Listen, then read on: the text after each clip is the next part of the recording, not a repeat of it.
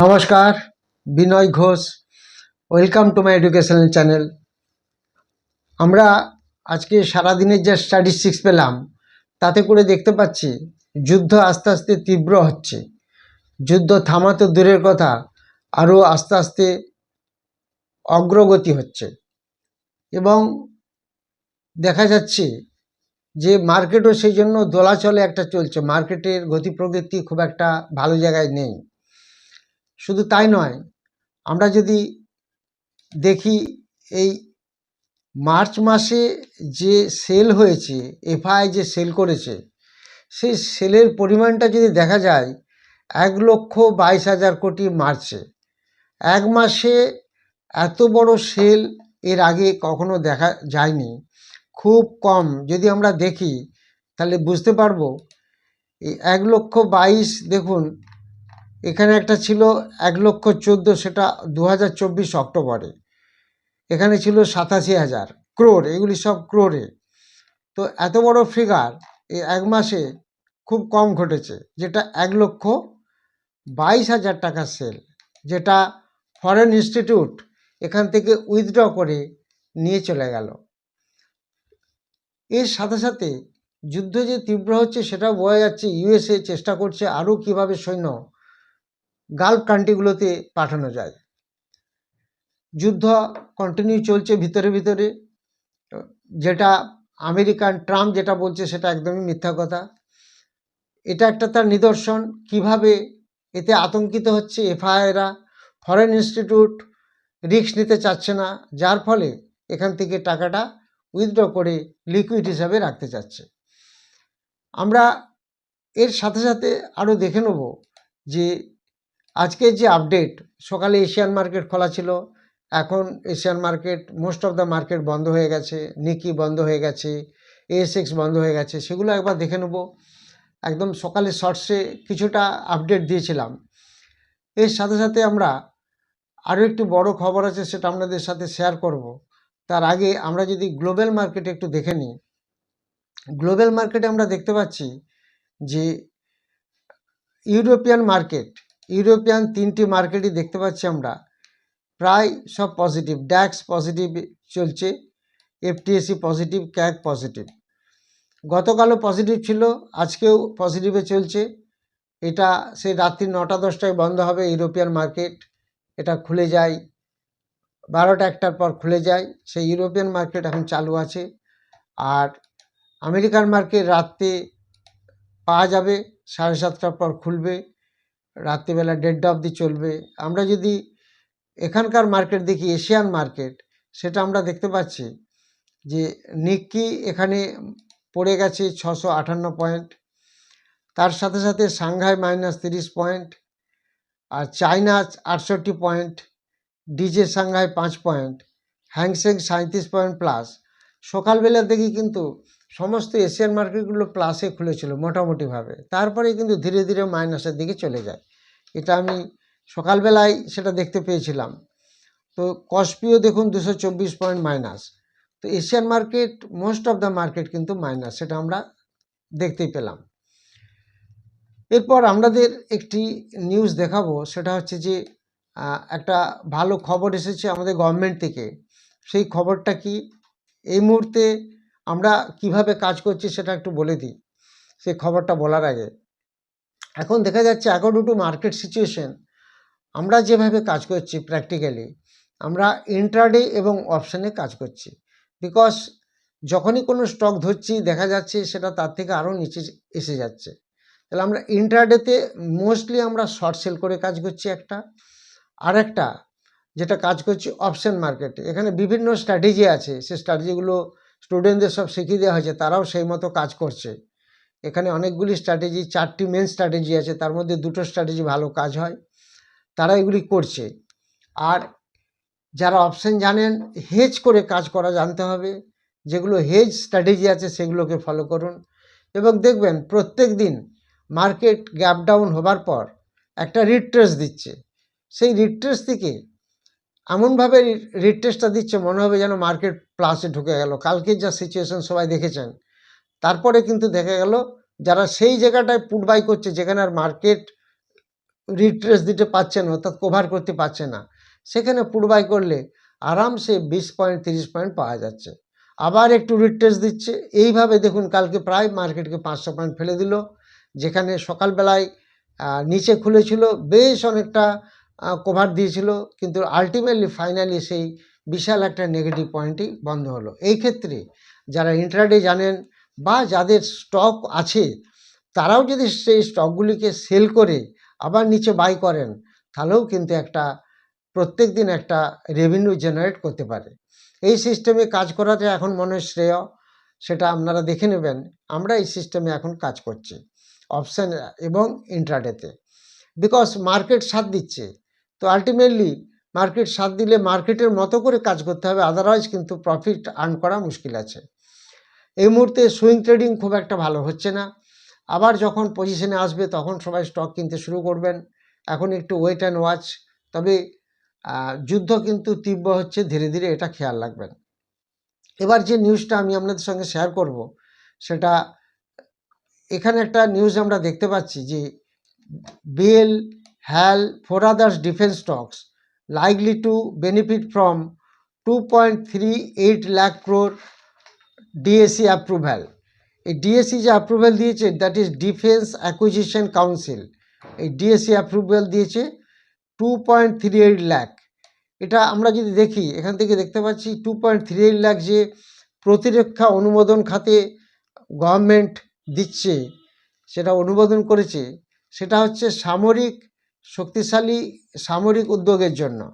প্রধান প্রকল্পগুলির মধ্যে রয়েছে $6 to 7 বিলিয়ন, ড্রোন এবং হোভারক্রাফট। এই খাতের মনোভাবকে চাঙ্গা করেছে, কারণ ভারতীয় ক্রয় প্রক্রিয়াকে ত্বরান্বিত করছে এবং উন্নত আত্মনির্ভরশীল প্রতিরক্ষা ক্ষমতার সক্ষমতার উপর মনোযোগ দিচ্ছে। প্রতিরক্ষা মন্ত্রী রাজনাথ সিং বিপুল পরিমাণে এই অ্যামাউন্ট অফ মানি প্রতিরক্ষা চুক্তি অনুমোদন করেছেন। তো এখান থেকে আমরা দেখতে পাচ্ছি একটা বড় একটা অর্ডার গভর্নমেন্ট থেকে, ডিফেন্স সেক্টর থেকে, ডিফেন্স অ্যাকুইজিশন কাউন্সিল থেকে অর্ডার হয়েছে। এবং সেখানে কি অনুমোদিত হয়েছিল? অনুমোদিত প্রকল্পগুলির মধ্যে দেখা যাচ্ছে বিমান প্রতিরক্ষা ব্যবস্থা ও নজরদারি, ড্রোন থেকে শুরু করে যোগাযোগ সরঞ্জাম ও উপলক্ষী জাহাজ পর্যন্ত বিস্তৃত এই চাহিদা অন্তর্ভুক্ত হয়েছে। এর মূল লক্ষ্য স্পষ্ট, তো ভারতের সশস্ত্র বাহিনীকে আরও আত্মনির্ভরশীল এবং প্রযুক্তিগতভাবে উন্নত করে তোলার জন্য। এটা ভারতীয় সেনাবাহিনীর মেন কাজে লাগবে। সেনাবাহিনী যেটা air defence, track system, capacity, radio relay সরঞ্জাম থেকে উপকৃত হবে, যে দুটি যুদ্ধক্ষেত্রে যোগাযোগ ও সুরক্ষা উন্নতি করার জন্য ডিজাইন করা আছে। একটি রানওয়ে ইন্ডিপেন্ডেন্ট এরিয়ালি সাইলেন্স সিস্টেম অনুমোদন পেয়েছে, যা প্রচলিত রানওয়ে ছাড়াও আকাশপথে নজরদারিতে সাহায্য করবে। এই টোটাল প্রজেক্টটাই কিন্তু ডিফেন্স সিস্টেমের উপর, যেটা আমরা দেখতে পাচ্ছি। এখানে ভারতীয় বিমান বাহিনী রাশিয়া থেকে যে আমদানি করছিল S-400, সেই আকাশ প্রতিরক্ষা ক্ষেপণাস্ত্র ব্যবহার 5টি ইউনিটের আনুমানিক মূল্য $6 to 7 বিলিয়ন। ভারতীয় বিমান বাহিনী একটি রিমোটলি পাইলটেড স্ট্রাইক এয়ারক্রাফট, মূলত একটি সশস্ত্র ড্রোন এবং Su-30 বিমানের ইঞ্জিনগুলির একটি ওভারঅল কর্মসূচির জন্য অনুমোদন পেয়েছে, যা ভারতের বিদ্যমান বিমান বহরকে সর্বোত্তম অবস্থায় রাখবে। ভারতীয় উপকূল বাহিনীতেও একটা এসেছে ভারী বায়ুকুশন যান, যা সাধারণত হোভারক্রাফট নামে পরিচিত, কোস্টগার্ডের জন্য অনুমোদন পেয়েছে। এগুলো স্থল ও জল উভয় স্থানে চলাচল করতে পারবে, যা উপকূলীয় অভিযান এবং উদ্ধার অভিযানের জন্য এগুলোকে অত্যন্ত উপযোগী করে তুলবে। এই যে অর্ডারগুলো দেখতে পাচ্ছি, এই অর্ডারটার মূল অর্ডারগুলো কিভাবে ডিস্ট্রিবিউট হচ্ছে, কোন কোন কোম্পানি এই অর্ডারগুলো পাবে, সেটা আমরা একটু দেখে নেব। এখানে দেখা যাচ্ছে Hindustan Aeronautics, Bharat Electronics, Garden Reach Ship Builders, Cochin Shipyard, Bharat Dynamics, Paras Defence. এখানে দেওয়া আছে কি কি খাতের জন্য কি কি জন্য তারা কি প্রোডাকশান করবে, সেগুলো এখানে দেওয়া আছে, আপনারা একটু পড়ে নেবেন। এটা থেকে দেখলে আপনারা সুবিধা পাবেন। তো যাই হোক, ভিডিওটা বড় যাতে না হয় সেই জন্য এগুলো ডিটেলস আমি যাচ্ছি না, কোম্পানিগুলো আমি আপনাদের দেখিয়ে দিলাম। এবার আপনারা জানেন অলরেডি, আরেকটি মেসেজ দিয়ে দিই আপনাদের, 26 এপ্রিলে যে ব্যাচ শুরু হচ্ছে, 3টে ব্যাচ। একটি অফলাইন ইকুইটি মার্কেট, যেখানে 3টি কোর্স একসাথে শেখানো হবে বেসিক টু অ্যাডভান্স লেভেলে। আরেকটি অনলাইন, যেটা রাত্রিতে 8টা থেকে 10টা। আরেকটি ক্রিপ্টো, ফরেক্স এবং কমোডিটির একটি কম্বাইন্ড ব্যাচ। এরকম 3টে ব্যাচ শুরু হচ্ছে, যেখানে price action, candlestick chart, pattern থেকে শুরু করে ফান্ডামেন্টাল, টেকনিক্যাল সমস্ত কিছু শেখানো হবে। এবং সেখানে ইন্ট্রাডে, সুইং এবং অপশন ট্রেডিংয়ের আলাদা আলাদা ফর্মুলা সেটআপ শেখানো হবে। যে ফর্মুলা থেকে প্রত্যেক দিন আমাদের স্টক বেরিয়ে যায়, আজকে কোন স্টকে আমরা ইন্ট্রাডে করব শর্ট সেল বা বাই করে, সেগুলি আমরা পেয়ে যাই। বা অপশানে কোন স্টকে আমরা বাই করে খেলবো, কল বাই বা পুট বাই, সেগুলি আমরা এইখান থেকে পেয়ে যাই। এবং সেগুলি লাইভ মার্কেটে আবার দেখানো হয় কিভাবে তার ইম্প্যাক্ট হয়, সেগুলো লাইভ মার্কেটে দেখিয়ে দেওয়া হয়। এরকম কোর্স শুরু হচ্ছে 26 এপ্রিল। যারা ইন্টারেস্টেড তারা হোয়াটসঅ্যাপে যোগাযোগ করবেন। এবার আমি আপনারা যা কমেন্ট সেকশনে কমেন্টগুলো দিয়েছেন সেগুলি আপনাদের দেখাবো। সুরজিৎ দত্ত জানতে চেয়েছেন যে IRFC 142 অনেকদিন ধরে হোল্ড করছি, কি করব। এটা কি 200 যাবে? 200 যাবে কিনা এই মুহূর্তে বলা সম্ভব নয়, তবে নিশ্চয়ই লং টার্মে যদি ধরে রাখতে পারেন নিশ্চয়ই একদিন যাবে। রাজ সরকার জানতে চেয়েছেন ইজি মাই ট্রিপ 17 করে কেনা, এখন কি করবো? এখন দাম তো 6, অতএব আপনাকে অ্যাভারেজ করার ব্যবস্থা করতে হবে, তবে একটু ওয়েট করে করুন, আরও নিচে একটু আসতে পারে, তখন ধরবেন। নন্দদুলাল ভট্টাচার্য জানতে চেয়ে HDFC ব্যাঙ্ক নেওয়া যাবে? HDFC ব্যাঙ্কের নিউজটা তো নিশ্চয়ই আপনারা পেয়েছেন, শুনেছেন। একটু HDFC ব্যাঙ্ক ওয়েট করুন, যদি 715 লেভেলে পান তাহলে একটু নিয়ে নেবেন। অসিত মুখার্জি জানতে চেয়েছেন CCAvenue স্টকটি পড়ে গেল কেন, এর ভবিষ্যৎ কেমন? কোম্পানি প্রফিটেই রান করছে, প্রফিটও ভালো আছে। FIR কাছে 5.66, DIR কাছে খুব সামান্য 0.23। এর ডেপ্ট ফ্রি কোম্পানি, প্রায় বুক ভ্যালু ভালো, কিন্তু দাম মাত্র 13।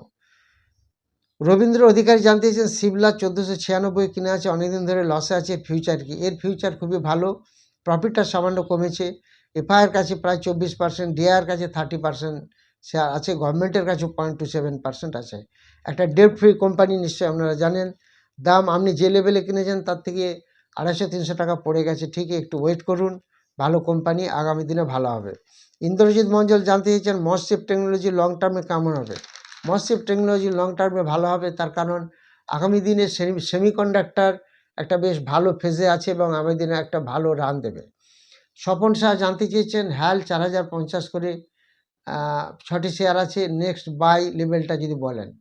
3400 যদি ভাঙে বা 3400-র কাছাকাছি যদি পান তাহলে এই লেভেলটা কেনা যাবে। এসকে আসাদুল ক্যাস্ট্রোলের ডিভিডেন্ড কবে পাওয়া যাবে? মোটামুটিভাবে যা দেখলাম সেটা 5 টাকা 25 করে ডিভিডেন্ড 27 এপ্রিল পাওয়া যাবে 2026-এ। প্রবীররা জানতে চেয়েছেন বাজাজ ফিন্যান্স কি আরও নিচে যাবে? সাপোর্ট আর রেজিস্ট্যান্স কত? বাজাজ ফিন্যান্সের সাপোর্ট থাকবে 800-র কাছে, রেজিস্ট্যান্স থাকবে 930-এর কাছে। কার্তিক রানা GSS ইনফোটেক 100 করে কেনা, এখন সেখানে দাম চলে এসছে 9। এটা কি করবেন আপনি নিজেই চিন্তা করুন। এটা এখন তো লোয়ার লিয়ে চলছে সাপোর্ট, আর আপনাকে কি বলবো, দাম 9 টাকায় চলে এসছে। অর্ণব মণ্ডল টাটা মোটর প্যাসেঞ্জার 510-এ কিনে এখন 300 চলে এসছে, যদি 288-এর কাছে যদি পান একটু নিতে পারেন। দেবরাজ পাল জানতে চান হাটকো 263 করে 300 শেয়ার কিনে আছে, এখন 70-এ চলে এসছে, একটু ওয়েট করুন, 160-এর লেভেলে পেলে একটু নিতে পারেন। প্রবীর খান জানতে চেয়েছেন ONGC সাপোর্ট অ্যান্ড রেজিস্ট্যান্স কত? সাপোর্ট হবে 266, রেজিস্ট্যান্স হবে 290। ভাস্কর দত্ত জানতে চেয়েছেন শিলচর টেকনোলজি স্টকটা কেমন? এটা ভালো স্টক, প্রফিট একটু ডাউন হয়েছে, FIR কাছে 2% আছে, DIR কাছে 1.49% আছে, বুক ভ্যালু 3, দাম আছে 3600-র মতো, ফেস ভ্যালু এখনও 10 আছে, স্প্লিট হয়নি। বনানী মাঝি জানতে চেয়েছেন LNT কততে বাই করা যেতে পারে? যদি 3390 এই লেভেলে পান তাহলে একটু বাই করা যাবে। অভিমান বিশ্বাস জানতে চেয়েছেন MSTC স্টক 395 কিনা, এখন তো 372 চলছে, 360-এর লেভেলটা আসলে একটু দেখতে পারেন। যারা কমেন্ট সেকশনে কমেন্ট দিচ্ছেন তারা কমেন্ট দিবেন, সেগুলি আবার অ্যান্সার আমি বলে দেবো। যারা 26 এপ্রিলে ব্যাচে ক্লাস করতে চান তারা হোয়াটসঅ্যাপে যোগাযোগ করবেন। আর যারা ভিডিওটি নতুন দেখছেন তারা অবশ্যই সাবস্ক্রাইব করবেন, লাইক করবেন, শেয়ার করবেন। Thank you very much for watching my video.